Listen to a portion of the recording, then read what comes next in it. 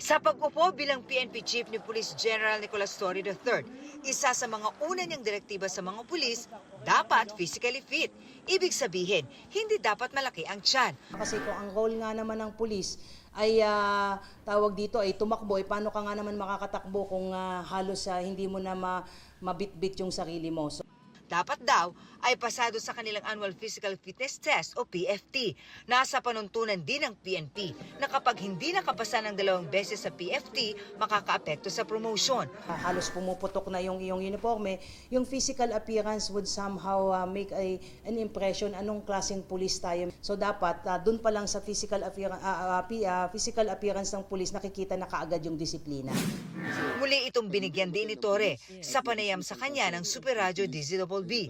Ang hindi raw makakasunod, matatanggal sa pwesto. After 1 year, sir, may separation from the service. Pero sa ngayon, ang standing policy, pag hindi ka nakapagbaba ng timbang, based to sa standard na dapat ay timbang mo, tanggal ka sa serbisyo pag hindi ka nakasunod. Yeah.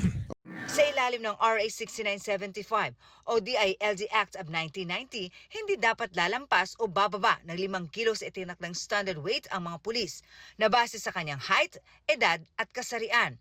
Para naman sa mga pulis na may medical condition, sinabi ni Torre na maaari silang maharap sa complete disability discharge o di kaya ay maaari silang ilipat sa administrative work. Hindi natin siya dadalhin sa administrative work or whatever. We'll consult with the NAPOLCOM regarding that matter. Pwede naman actually yun. Tinanong namin ang mga kapuso online kung pabor silang matanggal sa pwesto ang mga overweight na pulis. Sagot ng isa, dapat. Dahil kung sa training pa lang daw ay kailangang physically fit na, mas dapat daw ito kapag nasa serbisyo na. Ang sabi naman ng isa, imbes na tanggalin sa tungkulin, ay wag na lang siyang payagang mag-duty para hindi maswelduhan. Pwede rin daw na i-assign nilang ang mga overweight na pulis sa mga trabahong hindi nakikipaghabulan o di kaya ay sa opisina. Ang dapat daw tanggalin ay ang mga sangkot sa illegal na droga o krimen. Hindi naman pabor ang isa pa dahil kahit overweight daw ang isang pulis, pero tapat at nagagampanan naman ang tungkulin ay bakit kailangang tanggalin?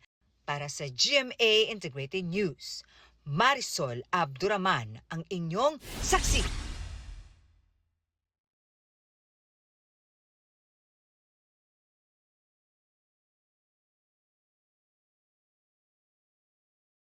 Mga kapuso, maging una sa saksi.